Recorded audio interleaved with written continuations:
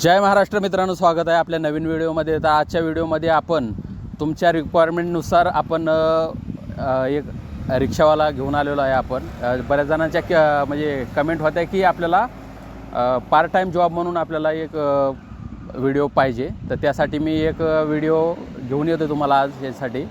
आणि बरेच रिक्वेस्ट करून त्यांना येत नव्हते ते, पण तरीसुद्धा तुमच्यासाठी मी रिक्वेस्ट करून घेऊन आलो आहे। तुम्हाला माहिती आहे मी उरुळी कांचनमध्ये राहतो आहे आणि आत्ता मी आहे कात्रजमध्ये।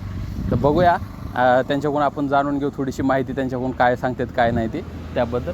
ते पार्ट टाईम जॉब म्हणून रिक्षा चालवतात।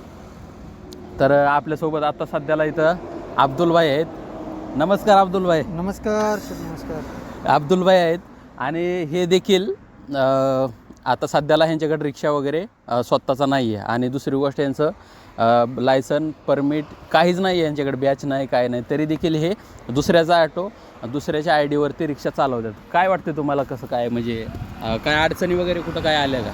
नाही, अडचणी नाही आली। पहिल्यांदा चालवलं जर अडचणी येते, मग नंतर एकदा माणसाला जर माहीत पडली की मग काही अडचणी नाही आहे। नाही म्हणजे आपल्याला समजा दुसऱ्याच्या आय डीवरती तुम्ही गाडी चालवताय, तर तुम्हाला काय अडचण आली का त्याच्याबद्दल? म्हणजे कंपनीकडून काय कोणाला मेल वगैरे ओनरला ज्यांचा तुम्ही मोबाईल ॲटो घेऊन गाडी चालवताय?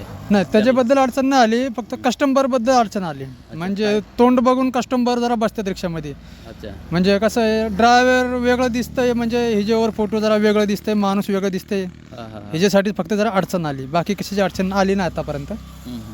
तर मित्रांनो, हे देखील दुसरं काम करतात। म्हणजे हे आता सध्या यांनी डॉक्युमेंट्स प्रोसेसला दिलेले आहेत, तर हे देखील नवीन ॲटो घेणार आहेत पार्ट टाईम जॉब म्हणून।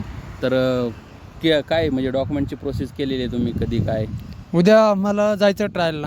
अच्छा, उद्या आमची तारीख आहे, उद्या आम्हाला ट्रायलला जायचं आहे। बरं, पण तुम्हाला काय वाटतंय, धंदा पाणी कसं आहे काय आता तुम्ही? तर मित्रांनो, आपल्यासोबत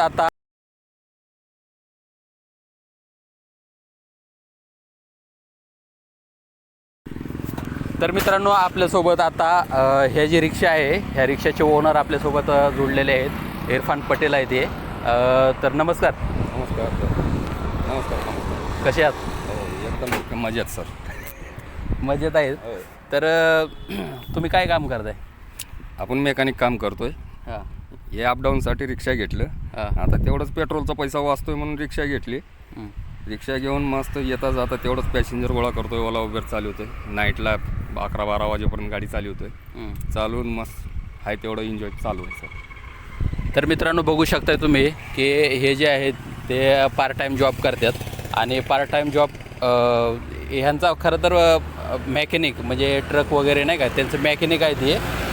तर ते करत यांनी म्हणजे यांचा अपडाऊन जरा लांबचा असल्यामुळं त्यांनी विचार केला की आपण एक रिक्षा घेऊ आणि रिक्षामध्ये जे काय चालत पॅसेंजर घेऊन त्याला पाण्याचे पैसे निघून थोडेफार खर्चाला वगैरे मिळून जातात।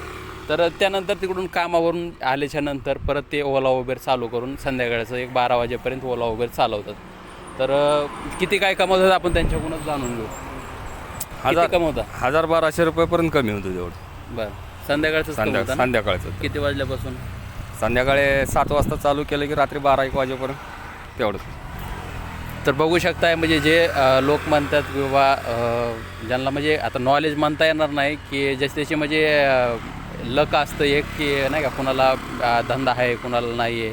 तर आपण ज्या म्हणजे डिमांड एरिया असतो त्या डिमांड एरियामध्ये आपल्याला जाऊन थांबायला लागतं।